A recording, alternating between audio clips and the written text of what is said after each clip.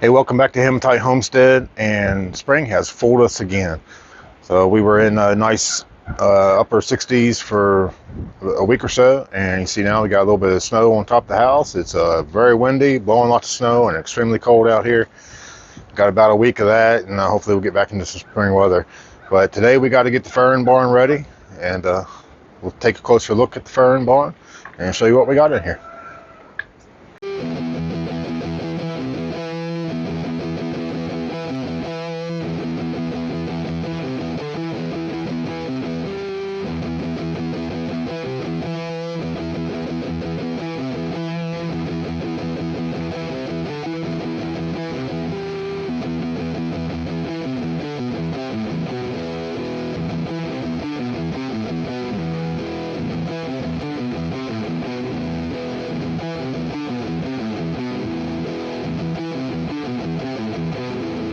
This is the Farrowing Barn we built about 3 years ago probably, and we did it a lot with some reclaimed materials, and we did buy a lot of materials for this. We bought the roof, and we bought the stuff we made the trusses for the roof out of. It's got pallet fence all around it, and we bought the post. And go in here and take a look. So this is the creep area, and this is mainly out of recovered materials. You got a little pallet separator here and here, and reclaimed windows out of the old garage.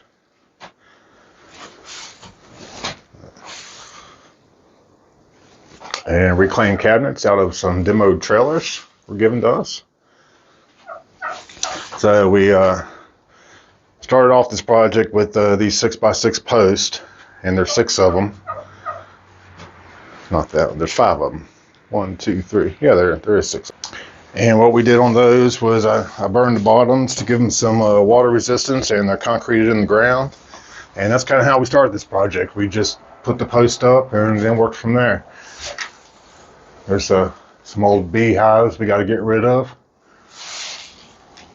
And we sided it with OSB, and then you saw on the outside we used pallet boards from the 68x68 pallets we use quite often, and sided it with. We got temporary electricity in here. We have all this plugged into the GFCI that's on the outside of the house. Right there is that controls the whole thing. Turn that switch on and it gives us light in here, and also turns these on.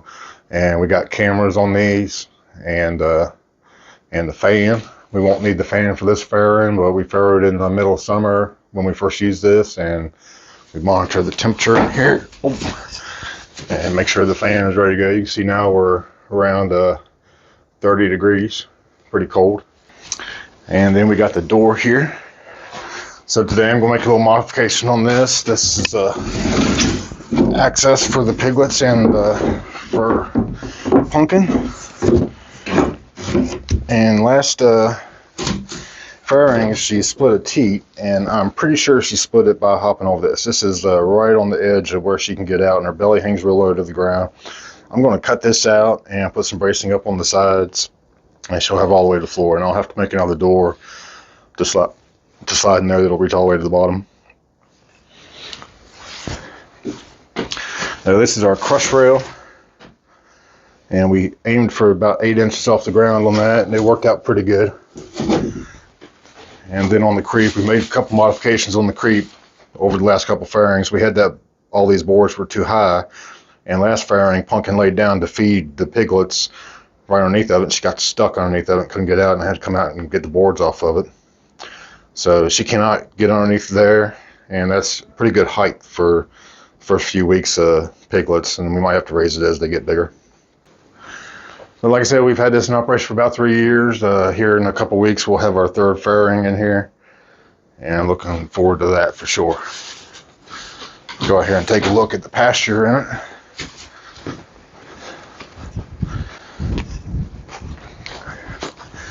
Well, you've seen this pasture before. We had the Pumpkin and Oliver in here in their breeding session. I'm hoping to get a little more grass in here before farrowing in a couple weeks, but it's just going to depend on what the weather does. I'm going to get all this straw and hay up out of here, and that'll help promote a little bit of grass growth, get the leaves out of the corners. And this is where we put a swimming pool for Pumpkin to get in and cool off. May not need it here coming in a few weeks, but we'll still do it just in case. And we always had a umbrella here on this to provide a little bit of shade. And we did this covered area so we can feed them somewhere dry when it's all wet outside. The original intent was to expand this out and have 2 farrowing areas. We don't have enough pasture for that. We'll have to redo what we got here if we go that route. But we're talking about doing another farrowing barn out that way in front of the house. And we're still not sure what route we're going to go there. The pallet boards on kind of like a vinyl siding, a plank siding. Instead of going straight up and down, they're up and down at the top to give a little bit of contrast. We wanted it to look good. And all these boards here, most of that and everything I trimmed it up with was all reclaimed. We reclaimed that off of some shipping containers.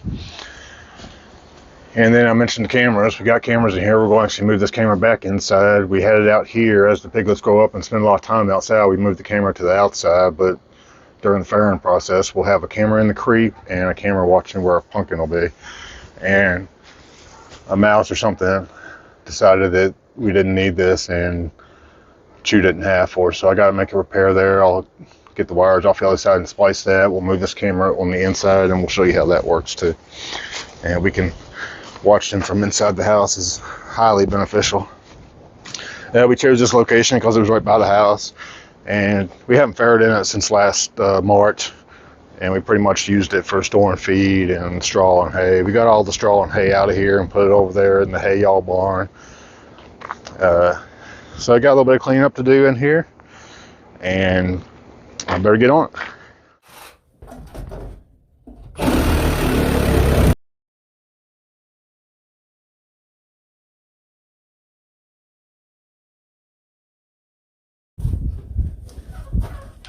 The purpose of that was to keep the piglets in the farrowing barn, but we found in both of our farrowings last time that 3 days is about the most you can keep them in here. They can hop right over that at about the 3-day mark and start making their way outside.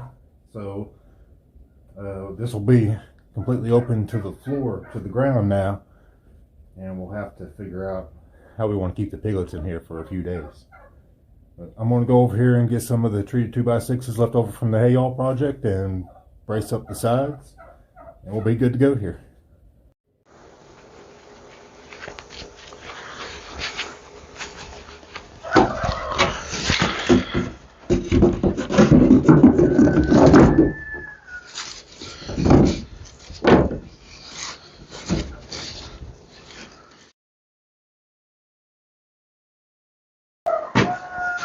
Now this is a small one. This is a 2x3, I think it was. And we got quite a bit of space in here still. This is the smaller of the stall mats we got, and we still got quite a bit of space in here. I think we can go with another one. Trim it up to fit around these corners. Kelly's out right now. I'll let her make that call when she gets back in. We might trim this up and slide it all the way up. And we got some larger ones to go in these areas. I'm going to go out here and get those and see how much they cover. We decided to go with stall mats this time, make easy cleanup. Last time we farrowed, we supplemented with goat's milk. And we thought we had mold in here from where the heavy rains come off the side of the building out here and lay down in here and then seeps into here. And we thought we had mold, but then after further investigation, we think it was just some staining from the goat's milk that we supplemented with last year. Clean that up a little bit, and we'll put stall mats down and they'll be easy cleanup. We'll put some straw over top of them and let Pumpkin nest where she wants to.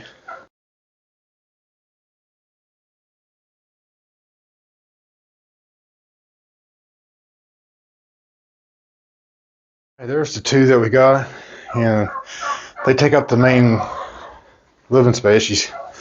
She hangs out back here the most, usually. Probably get another small one to put in there. And we'll have to Kelly gets back, I'll see if she wants to get another one put here or not. Man, those things are tough to deal with. They're heavy and awkward. We are just about ready. Staged me some straw here. I'm not going to put it out quite yet. We decided to go with just the stall mats just right there, and then we'll have this open. They don't really spend a whole lot of time in here. They pretty much just use that to travel in and out of here. This is where Pumpkin usually hangs out, right back in this area. And then I trimmed up this one to fit it all the way back in the corner, and we are going to get another small one and cover that. And then we'll put some straw in there. I got the heat lamp set up. We'll probably drop that down a little bit, depending on the weather, whether or not they'll need it. But we use this as a great tool to teach them to come out of the creep, and Mom will holler for them, and they'll come over here and nurse on Mama. And when they get done nursing, they'll go back over here and go underneath the lamp. Now, me and Kelly spend the first 36 hours out here with them around the clock. We split up the time and take shifts. That's the most important time, the first 36 hours. And we want to make sure nobody gets crushed or sat on, so they'll come out of the creep and they'll come over here and feed. And if they don't go back on their own, then we'll carry them back over there. And we found that after about a day, 24 hours or so, that they finally start to figure it out and they'll go back over here on their own. I got my camera set up.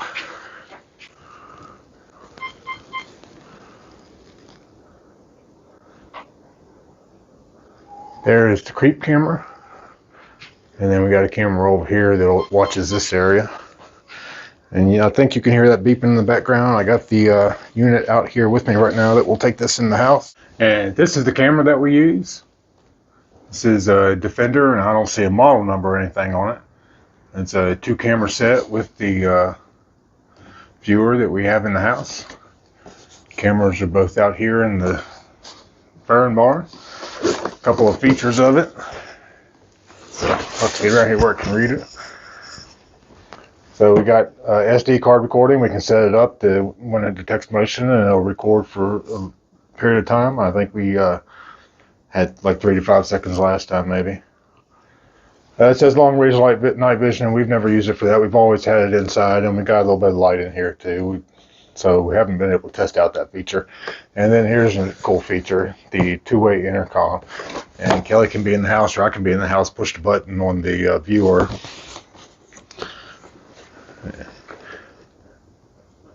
It's down on here somewhere. Push the button on there, and you can talk through the cameras. This is designed for a doorbell ringer or something like that, but it works great for out here. Last time we set these cameras up, she had the viewer in the house, and I was out here making adjustments, and she was talking to me, and we were talking back and forth to see how we wanted them set up. But this time I brought the viewer out here, and I just set up the cameras while I was watching it. Definitely expandable up to 4 cameras, and I think we went back and tried to buy more cameras, and this was like unavailable after that. We need some parts for it too when the mouse chewed up the wires, and couldn't really find this thing anymore, so don't know if it's available or not. We had a hard time finding it the second time around, but it says it is expandable up to 4 cameras. Maybe you can find some cameras. And there's indoor, outdoor. We've always only used it outdoor, but we try and keep it out of the weather. We had one on the front porch or on the outside of here to watch the farrowing yard, and we'll do that after they get big enough to where we don't have to watch the creep so much anymore. And we keep it under the ledge where it doesn't get rained on. And so let's take a closer look at this thing. Highly recommend to use these in your farrowing barns. It takes a lot of worry out of things. We can watch Pumpkin from inside the house if something happens. That's how we saw that she was stuck underneath the creep. She laid down in there to feed, and she was hollering, and we saw it on camera, and we came out here and got her out of it. So we can watch things are going wrong and react quicker if she lays on a piglet or something if we're not out here with it. So highly recommend these, and or not necessarily these, because I don't know if you can get them anymore, but highly recommend Farrowing Barn cameras. We're very pleased with the results. And we'll be able to watch this from in the house. And there you can see me on it right there taking video. So camera, oh, Not sure what I did. Let's see. Okay. So you can switch it to watch just one camera.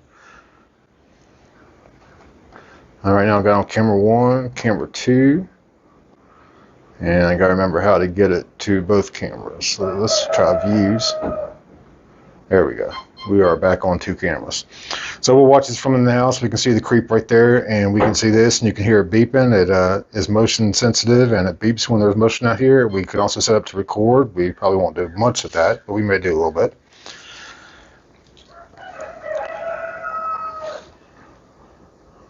Definitely highly recommend these. We absolutely love this camera, and we'll take this in the house, and it picks up just fine in the house. You never had any issues with it other than the mouse chewing the cord, and I just took that cord and spliced it together. Absolutely love these. Highly recommended for farrowing areas. And once we get Pumpkin in here, we'll watch her on the camera and keep an eye on her. And obviously when the piglets are born, we'll watch them closely too. So there's the farrowing area almost ready. I'll spread this hay out in a week or so, or maybe after. I'm going to get another smaller stall mat tomorrow while I'm in town at work and put it in here, and maybe we'll go ahead and put the hay up in there. And got the door covered right now. Windows are closed. They won't need the windows. It's going to be chilly in here probably. So that's the farrowing area, just about ready to go. So that is just about going to do it for this episode. As always, if you like what we're doing, hit that subscribe button. We're going to move Pumpkin in here about August 6th, I think. That'll give her a few days to get settled in here before it's piglet time. And then we'll start watching closely for piglets. And we hope to capture that on video and put it right here on YouTube. So thanks a lot for watching, and we will see you soon with another video.